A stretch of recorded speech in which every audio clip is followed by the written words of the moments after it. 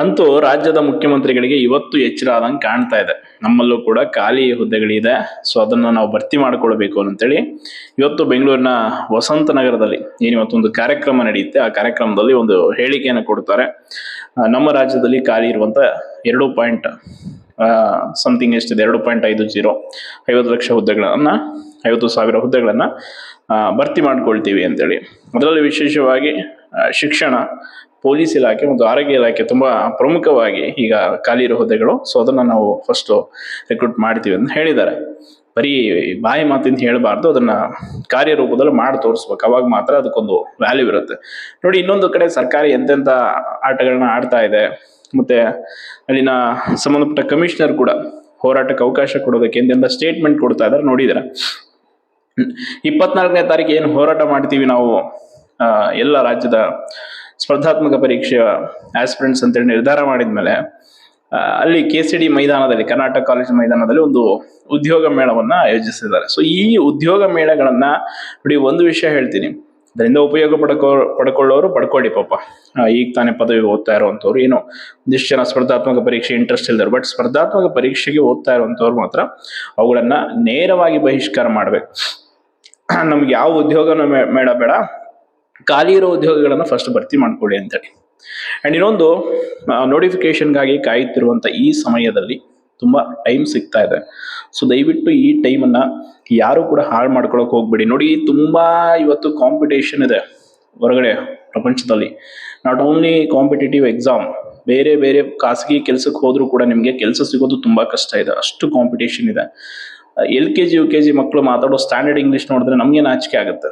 ಎಲ್ಲವೂ ನಾವು ಪರಿಪೂರ್ಣರಲ್ಲ. ತುಂಬಾ ಜನ ಹೇಳ್ತಾ ಇರ್ತಾರೆ, ಏನ್ ನೋಟಿಫಿಕೇಶನ್ ಆದ್ರೆ ಸಾಕು ನಮಗೆ, ಬೇರೆದು ಯಾಕೆ ಅಂತ. ನೋಡಿ, ಇವತ್ತಿನ ಕಾಂಪಿಟೇಷನ್ ಹೆಂಗಿದೆ ಅಂತಂದ್ರೆ, ನೀವು ಒಂದು ಬರುತ್ತೆ ಒಂದು ಬರಲ್ಲ ಅನ್ನೋಂಗಿಲ್ಲ. ಕಾರು ಕಲಿಬೇಕು, ಬೈಕು ಓಡಿಸೋದು ಕಲಿಬೇಕು, ಎಲ್ಲಾನು ಕಲಿಬೇಕು. ಪ್ರತಿಯೊಂದು ಟೆಕ್ನಾಲಜಿ ಗೊತ್ತಿರಬೇಕು.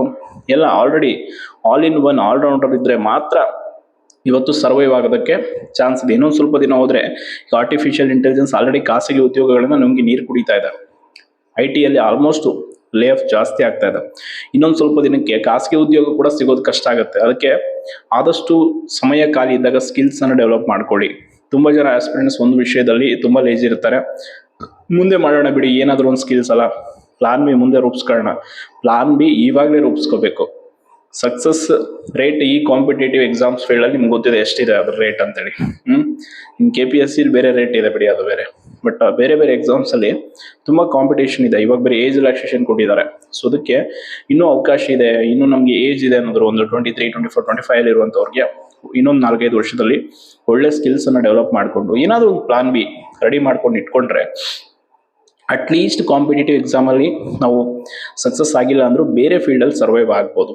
ಸೊ ಅದಕ್ಕೆ ತುಂಬಾ ಜನ ಈ ವಿಷಯವನ್ನ ಸೀರಿಯಸ್ ಆಗಿ ತೆಗೆದುಕೊಳ್ಳಿ.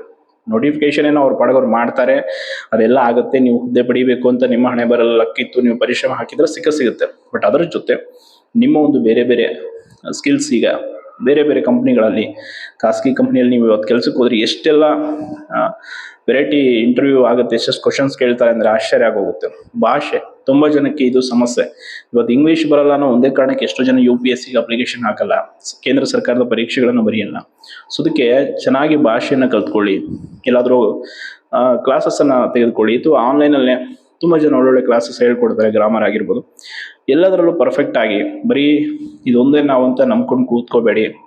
ಯಾಕೆ ಅಂತಂದ್ರೆ ಇನ್ನೊಂದು ಸ್ವಲ್ಪ ದಿನಕ್ಕೆ ಮತ್ತೆ ರೈತರ ಕೆಲಸಕ್ಕೂ ಡಿಮ್ಯಾಂಡ್ ಹೆಚ್ಚಾಗುತ್ತೆ. ಈಗಾಗಲೇ ಖಾಸಗಿ ಉದ್ಯೋಗಗಳು ಬಿದ್ದು ಹೋದ್ರೆ AI ಇಂದ ಎಲ್ಲರೂ ಊರಲ್ಲಿರೋ ಜಮೀನಿಗೆ ಬಂದು ಉಳುಮೆ ಮಾಡ್ಬೇಕಾಗುತ್ತೆ. ಕೆಲವ್ರ ಹತ್ರ ಪಾಪ ಜಮೀನು ಇಲ್ಲ ಅಂತ ಪರಿಸ್ಥಿತಿ ಇದೆ. ಸೊ ಅದಕ್ಕೆ ಆದಷ್ಟು ಈ ಓದೋದ್ರ ಜೊತೆಗೆ ಬೇರೆ ಬೇರೆ ಆಕ್ಟಿವಿಟೀಸ್ ಅಲ್ಲಿ ಸ್ವಲ್ಪ ತೊಡಕೊಳ್ಳಿ. ಮೈಂಡ್ ಅನ್ನ ಎಸ್ಪೆಷಲಿ ಕೂಲ್ ಅಂಡ್ ಕಾಮ್ ಆಗಿ ಇಟ್ಕೊಳ್ಳಿ. ಹೆಚ್ಚು ಪ್ರೆಷರ್ ನಿಮ್ಮಲ್ಲಿ ನೀವು ಹಾಕೊಳಕ್ ಹೋಗ್ಬೇಡಿ. ನೋಟಿಫಿಕೇಶನ್ ಇಲ್ಲ, ಅದಾಗುತ್ತೆ ಇದಾಗುತ್ತೆ, ಏಜ್ ಮುಗಿದೋಗುತ್ತೆ, ಯಾವ್ದು ಏನಾಗ್ಬೇಕು ಆ ಸಮಯಕ್ಕೆ ಸರಿಯಾಗಿ ಹಾಗೆ ಆಗುತ್ತೆ. ಬಟ್ ಆ ಸಮಯದವರೆಗೂ ಕಾಯ್ಬೇಕಾಗುತ್ತೆ. ಅದು ಪ್ರಕೃತಿಯ ನಿಯಮ ಕೂಡ. ಮಳೆಗಾಲ ಬಂದಾಗ ಮಳೆನೇ ಆಗೋದು, ಚಳಿಗಾಲ ಬಂದಾಗ ಬಿಸಿಲಿರುತ್ತೆ, ಚಳಿಗಾಲ ಬಂದಾಗ ಚಳಿ ಇರುತ್ತೆ, ಬೇಸಿಗೆ ಬಂದಾಗ ಬಿಸಿಲಿರುತ್ತೆ. ಹಂಗೆ ಕಾಲಕ್ರಮೇಣ ಅವು ಕಾಲಕ್ಕೆ ತಕ್ಕಂಗೆ ಹಿಂಗಿರುತ್ತೆ. ಹಂಗೆ ನಮ್ಮ ಪ್ರಕೃತಿ ನಿಯಮದಲ್ಲಿ ಏನೇನು ಯಾವ್ಯಾವ ಸಮಯದಲ್ಲಿ ಏನೇನು ಸಿಗ್ಬೇಕು, ಏನೇನು ಆಗ್ಬೇಕು ಅಂತ ನಮ್ಮ ಒಂದು ಇರುತ್ತೆ, ಅದು ನಮ್ಮ ಹಣೆ ಬರದಲ್ಲಿ. ಅದಕ್ಕೆ ತಕ್ಕಂಗೆ ಅದು ಸಿಗುತ್ತೆ. ನಾವು ಪ್ರಯತ್ನ ಮಾತ್ರ ಮಾಡ್ತಾ ಇರ್ಬೇಕು ನಿರಂತರವಾಗಿ. ಸೊ ಅದ್ರ ಜೊತೆ ತಯಾರಿಯನ್ನ ಬಿಡಬೇಡಿ. ನಾನು ನಿನ್ನೆ ಕೂಡ ಹೇಳಿದ್ದೀನಿ, ಏಜ್ ಇದ್ದಂಥವ್ರು, ಈಗ ತಾನೇ ಕಾಂಪಿಟೇಟಿವ್ ಫೀಲ್ಡ್ಗೆ ಬಂದಂಥವ್ರು ಚೆನ್ನಾಗಿ ಪ್ರಿಪ್ರೇಷನ್ ಮಾಡಿ. ಒಳ್ಳೆ ಆಪರ್ಚುನಿಟೀಸ್ ಇದೆ. ನಮಗೆ ಕೊನೆ ಹಂತದಲ್ಲಿದ್ದೀವಿ, ಇನ್ನೇನು ಈಗ ಅವಕಾಶ ಇಲ್ಲ ಅಂದರೆ ಬೇರೆ ಏನೋ ಮಾಡಬೇಕು ಅನ್ನೋಂಥವ್ರು ಈಗಿಂದಾನೇ ನೀವು ತಯಾರಿಯನ್ನು ಮಾಡ್ಕೊಳ್ಳಿ. ಹೆಚ್ಚು ಸಮಯವನ್ನು ಕೊಡಕ್ಕೆ ಹೋಗ್ಬೇಡಿ. ಸರ್ಕಾರ ಭರವಸೆಗಳು ಇವೆಲ್ಲ ಇದ್ದಿದ್ದೆ ಹಂಗೆ ಕೊಡ್ತಾ ಇರ್ತಾರೋ. ನಾನು ನಿನ್ನೆ ಕ್ಲಿಯರ್ ಆಗಿ ಒಂದು ವಿಡಿಯೋದಲ್ಲಿ ಹೇಳಿದ್ದೀನಿ. ಯಾರದನ್ನ ನೋಡಿಲ್ಲ ನಾನು ಮತ್ತೊಮ್ಮೆ ಅದನ್ನು ಹೋಗಿ ನೋಡಿ ಏನೇನು ಆಗಬಹುದು ಅಪ್ಕಮಿಂಗ್ ಅಂತ. ಇನ್ನು ಬೇರೆ ಬೇರೆ ರಾಜ್ಯದ ರಿಸರ್ವೇಷನ್ಸ್ ಕೇಸಸ್ ಎಲ್ಲ ನಡೀತಾ ಇದೆ. ಬಟ್ MP ಮಧ್ಯಪ್ರದೇಶ 3 ತಿಂಗಳಲ್ಲಿ ಆರ್ಡರ್ ಮಾಡಬೇಕು ಅಂತ ಸುಪ್ರೀಂ ಕೋರ್ಟ್ ಕಡಾಖಂಡಿತವಾಗಿ ಹೇಳಿದೆ.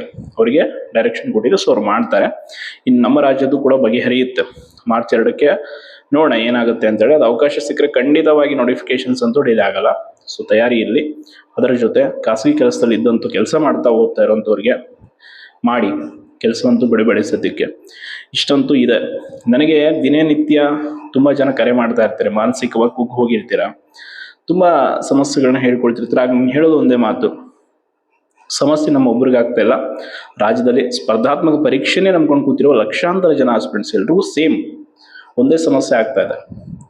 ಬಿಡಿ, ದುಡ್ಡಿಲ್ಲ ಅಂತಂದ್ರೂ ಕಷ್ಟ. ಇವತ್ತು ಬದುಕೋಕೆ ಪ್ರತಿ ಸೆಕೆಂಡ್ ಕೂಡ ಇವತ್ತು ದುಡ್ಡು ತುಂಬ ಇಂಪಾರ್ಟೆಂಟ್. ಅದರಲ್ಲೂ ನಾವು ಮನೆ ಬಿಟ್ಟು ಹೊರಗಡೆ ಬಂದ್ವಿ ಅಂತಂದ್ರೆ ಪ್ರತಿದಿನ ಕೂಡ ಊಟಕ್ಕೆ, ವಸತಿಗೆ, ಎಲ್ಲದಕ್ಕೂ ಕೂಡ ವೆಚ್ಚ ಮಾಡಬೇಕು. ಸೊ ಅದಕ್ಕೆ ನಾವು ಒಂದು ಏನಾದರೂ ಸದ್ಯಕ್ಕೆ ಕೆಲಸ ನೋಡ್ಕೊಳ್ಳೇಬೇಕು. ಬೇರೆ ಅವಕಾಶ ಇಲ್ಲ. ಯಾರು ಸುಮ್ಮನೆ ಯಾರಿಗ್ಯಾರು ದುಡ್ಡು ಕೊಡಲ್ಲ ಆ್ಯಂಡ್ ಲಾಭ ಇಲ್ಲದೆ ಯಾರು ಯಾವ ಕೆಲಸನೂ ಮಾಡಲ್ಲ.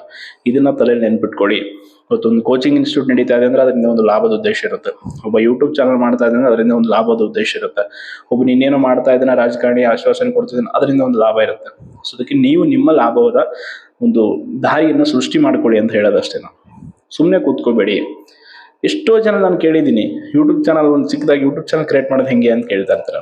ಎಷ್ಟೋ ಪ್ಲಾಟ್ಫಾರ್ಮ್ಸ್ ಇದೆ. ChatGPT ಇದೆ, ಜೆಮಿನೈ ಇದೆ. ಹೋಗಿ ಸರ್ಚ್ ಮಾಡಿ, ಒಳ್ಳೊಳ್ಳೆ ಮಾಹಿತಿ ಸಿಗುತ್ತೆ. ಕಲೀರಿ. ದಿನನಿತ್ಯ ಹೊಸ ಹೊಸ ಸ್ಕಿಲ್ಸ್ ಡೆವಲಪ್ ಮಾಡ್ಕೊಳ್ಳಿ. ಅದರ ಜೊತೆ ಕಾಂಪಿಟೇಟಿವ್ಗೆ ಓದಿ. ದಿನಕ್ಕೆ ಯಾರು 12 ತಾಸು ಓದಲ್ಲ. ಓದಿದ್ರೆ 8 ತಾಸು ಓದ್ಬೋದು. ಇನ್ನು ಉಳಿದಂಥ ಸಮಯನಾದರೂ ಬಳಸ್ಕೊಳ್ಳಿ. ದಯವಿಟ್ಟು ಏಜ್ ಆದಂಗೆಲ್ಲ ತುಂಬ ಕಷ್ಟ ಆಗುತ್ತೆ. ಅದು ಏಜ್ ಆದಂಥವ್ರಿಗೆ ಗೊತ್ತು ಅದು ಎಷ್ಟು ಸಮಸ್ಯೆ. ಇವತ್ತಿನ ಸೊಸೈಟಿಯಲ್ಲಿ ಎಷ್ಟು ಜಡ್ಜ್ ಮಾಡ್ತಾರೆ, ಕಂಪ್ಯಾರಿಸನ್ ಎಷ್ಟು ನಡೆಯುತ್ತೆ ಅಂದರೆ, ಒಂದು ಸಲ ನಿಮ್ಮ ರಿಲೇಟಿವ್ಸ್ ಮದುವೆಗಳಿಗೆ ಹೋಗಿ ಹೇಳ್ತಾರೆ, ಅಲ್ಲಿ ಯಾರೋ ಒಳ್ಳೆ ನಿಮ್ಗಿನ ಚಿಕ್ಕವನು ಒಳ್ಳೆ ಉದ್ಯೋಗ ಪಡ್ಕೊಂಡ್ಬಿಟ್ಟಿರ್ತಾರೆ. ಮೊನ್ನೆ ಸಿವಿಲ್ ಜಡ್ಜ್ ಎಕ್ಸಾಮ್ ಆಯಿತು. ಎಷ್ಟೋ ಜನ ನಮ್ಮ ವಯಸ್ಸವರು ಜಡ್ಜ್ ಹುದ್ದೆಗೆ ಆಯ್ಕೆ ಆದರು. ಸೊ ಅದು ಕಾಮನ್. ತಂದೆ ತಾಯಿ ಕೂಡ ಆ ವಿಷಯದಲ್ಲಿ ಕಂಪೇರ್ ಮಾಡ್ತಾರೆ. ನಿನ್ನ ವಯಸ್ಸಲ್ಲಿ ಬೇರೆಯವ್ರು ಮದುವೆ ಆದರೂ, ನಿನ್ನ ವಯಸ್ಸಲ್ಲಿ ಬೇರೆಯವರು ಕಾರ್ ತೊಗೊಂಡ್ರು, ಮನೆ ಕಟ್ಟಿದ್ರು ಅಂತ. ಆದರೆ ಅವ್ರ ಚಾಪ್ಟರ್ ಬೇರೆ, ನಮ್ಮ ಚಾಪ್ಟರ್ ಬೇರೆ. ನಮ್ಮ ಕತೆನ ಅವ್ರ ಕತೆ ಹೋಲ್ಸೋಕ್ಕಾಗಲ್ಲ. ಬಟ್ ಸಮಾಜ ನಡೀತಾ ಇರೋದು ಸ್ಟಿಲ್ ಹಂಗೆ. ಯಾಕಂದರೆ ನಾವಿರೋದೇ ಸಮಾಜದಲ್ಲಿ. ಸೊ ಇಷ್ಟು ವಿಷಯ. ಅದಕ್ಕೆ ಇವತ್ತು CM ಅವರು ಹೇಳಿದ್ದಾರೆ. ಆ್ಯಂಡ್ ಸರ್ಕಾರದ ಮೇಲೆ ಕೂಡ ತುಂಬ ಒತ್ತಡ ಇದೆ. ನಾಳೆ ಹೋರಾಟಕ್ಕೂ ಕೂಡ ಅವಕಾಶ ಕೊಡಬಾರ್ದು ಅನ್ನೋ ನಿಟ್ಟಿನಲ್ಲಿ ಇದ್ದಾರೆ ಅವರು. ಅದಕ್ಕೆ ಬೇರೆ ಬೇರೆ ಪ್ಲಾನ್ಸ್ ಎಲ್ಲ ಮಾಡ್ತಾ ಇದ್ದಾರೆ, ಸ್ಟೇಟ್ಮೆಂಟ್ ಕೊಡ್ತಾ ಇದ್ದಾರೆ. ಕೊಡಲಿ, ಇಟ್ಸ್ ಓಕೆ. ನೇಮಕಾತಿ ಮಾಡಲಿ ಅನ್ನುವಂಥದ್ದು ನಮ್ಮ ಒಂದು ಬೇಡಿಕೆ ಅಷ್ಟೇ. ಅದನ್ನು ಹೊರತುಪಡಿಸಿ ಬೇರೆ ಏನಿಲ್ಲ. ಏನೇ ನಿಮ್ಮ ಮಾನಸಿಕವಾಗಿ ಏನೇ ಸಮಸ್ಯೆ ಆಗಿದ್ರು ಕೂಡ, ತುಂಬ ಕುಗ್ಗು ಹೋಗಿದ್ರೆ ಯಾವುದೇ ಕಾರಣಕ್ಕೂ ಬೇಜಾರಾಗಬೇಡಿ.